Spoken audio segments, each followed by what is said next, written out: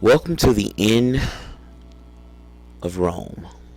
That is, this is the fall of Rome, the fall of probably one of the most renowned empires of all time. Okay, kind of a recap here. Um, Initially, Rome begins as a city state heavily influenced by the Greeks with a monarchy. And finally, a group of a group of aristocrats going to take over, and they're going to set up a system where they ruled by the Senate. Okay, it didn't really put the power in the hands of the people as much as the aristocrats themselves.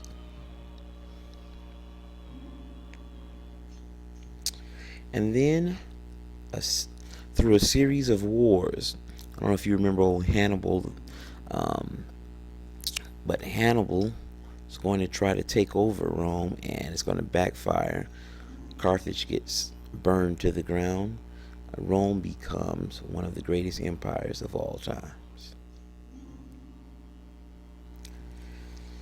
And then a young senator named Julius Caesar takes over, and right before he's able to declare himself as emperor, a group of historians got together and sliced him 23 times. Shazam. But his son-in-law, or I'm sorry, adopted son, Augustus, who liked to call himself the son of the divine, Augustus is going to take over, and this is going to begin 200 years of Roman peace. And what Augustus really did is he set up a very sound government. That is, he had a bureaucratic system underneath him that he put in place that's going to serve the empire for at least the first couple of hundred years really well. All right. At about this point, though, we're going to get a series of bad emperors. We're going to make some decisions that are going to basically bring the empire to its knees.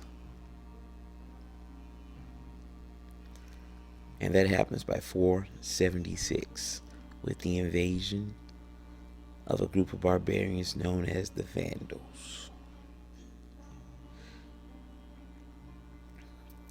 And the glory of Rome dissipated.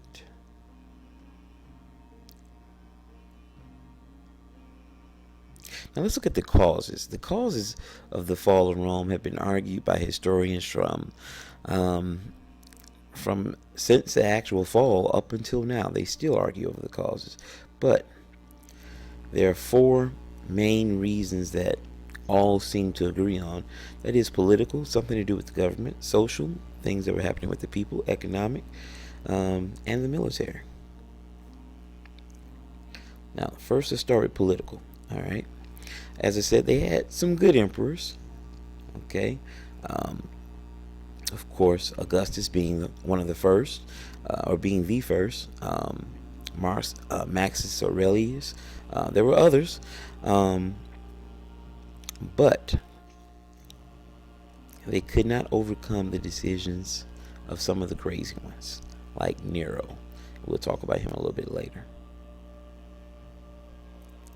Now, so as things got crazy, let's look at a couple of key decisions that are going to make huge changes in the empire. All right, as cracks started to peak in the empire, that is, things started to go wrong. One emperor kind of figured out, okay, things are going horribly wrong over here in the west. All right, what he does is he divides the empire in half. There's the Greek-speaking half, okay, and the Latin-speaking half. All right, so he set up a ruler to run this half and another ruler under this half. Basically, he was still over the whole thing, but now he had two junior rulers kind of working underneath him.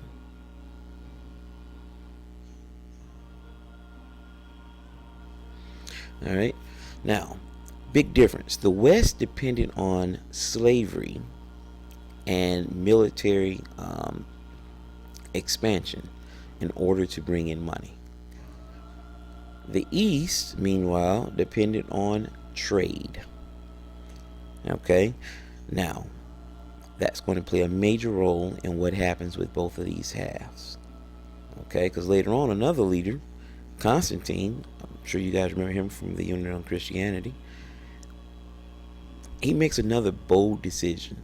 All right, things are just not going well here in Rome, so he decides to move the capital.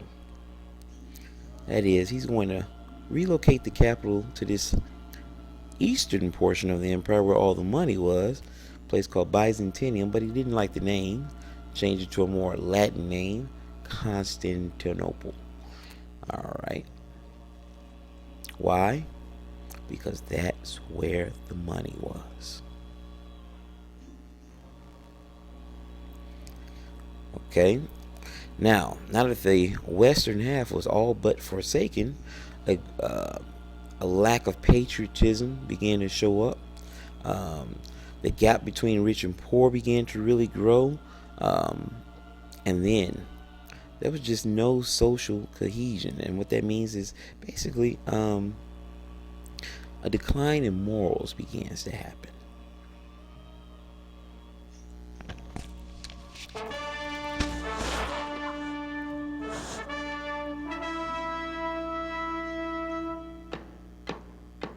All hail the commander of His Majesty's Roman legions, the brave and noble Marcus Vindictus, who returns to Rome after winning a great victory over the Cretans at Sparta.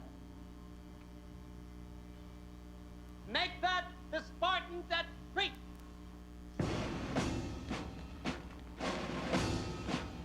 Remember thou art mortal. Remember thou art mortal. Remember thou art mortal. Remember thou art mortal. Oh, blow it out your ass. Oh, Caesar. I have brought your illustrious name before the four corners of the earth. I've subdued and conquered the barbaric hordes in the name of Rome. I penetrated into the fathers. What's under the sheet? Sheet? Sheet! Sheet! Oh, the sheet. Yes. To begin with, number one, a beautiful hand-carved alabaster bathing vessel. Knife. Knife. Not thrilling, the knife. Aha! But you feel the tough. Behind curtain number two, treasure from the Orient.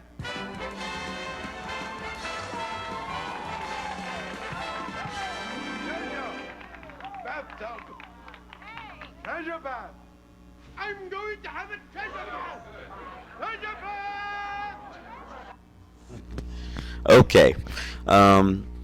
As you can see, things got a little crazy in Rome. Another cause we want to look at is economic. They had a series of, make sure you get this, a series of poor harvests, a disruption of trade. All right, and basically, hold on, let's go back to this. Without the Roman military guarding these trade routes, this is a trade route known as the Silk Roads that are going to extend from China to the Roman Empire. Now, without the Roman legion protecting this area, okay, trade routes, merchants are going to get robbed all the time until the trade routes begin to dry up. And talking about the military, we might as well go into that.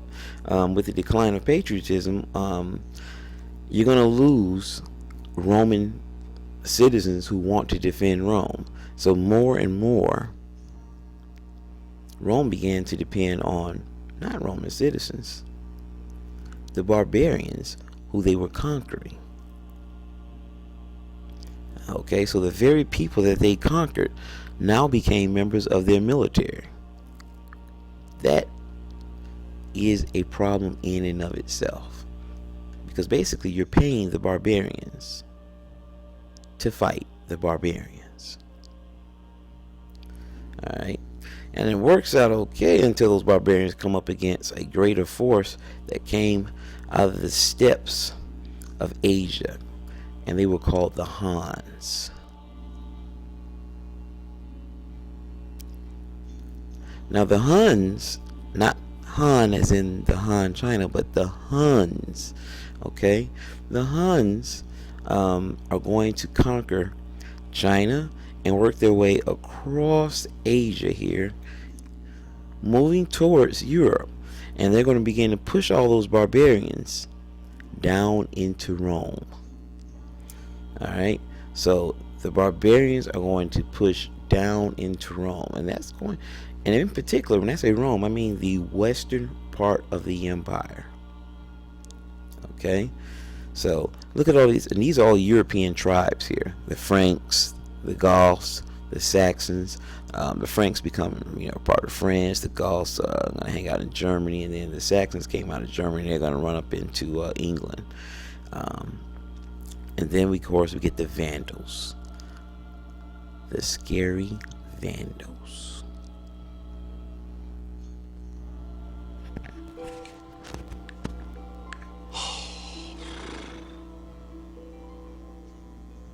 Oh, come on, Lucius. Rome will have fallen by the time you make your move. Rome has fallen! What did I just say? The days of the Roman Empire are finally at an end. Now, the Goth tribes rule Rome. Etc. Soon, we shall be tearing down the great buildings of your empire, filling it with crudely built mud huts. Although, now that you say it out loud,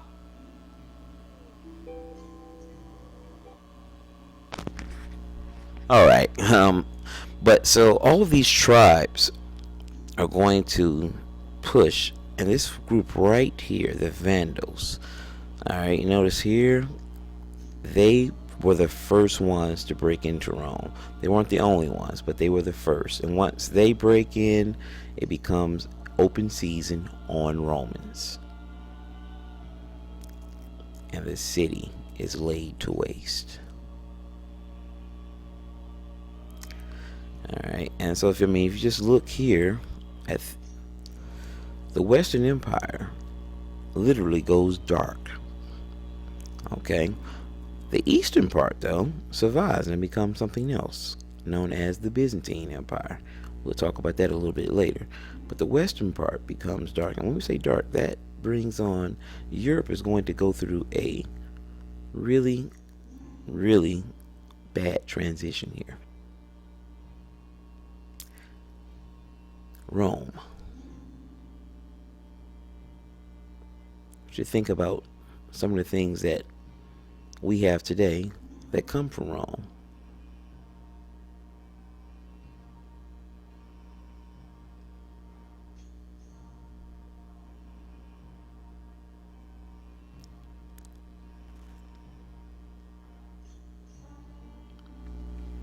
And of course, our government. Alright, answer these few questions I have for you right here at the end. And that is a wrap.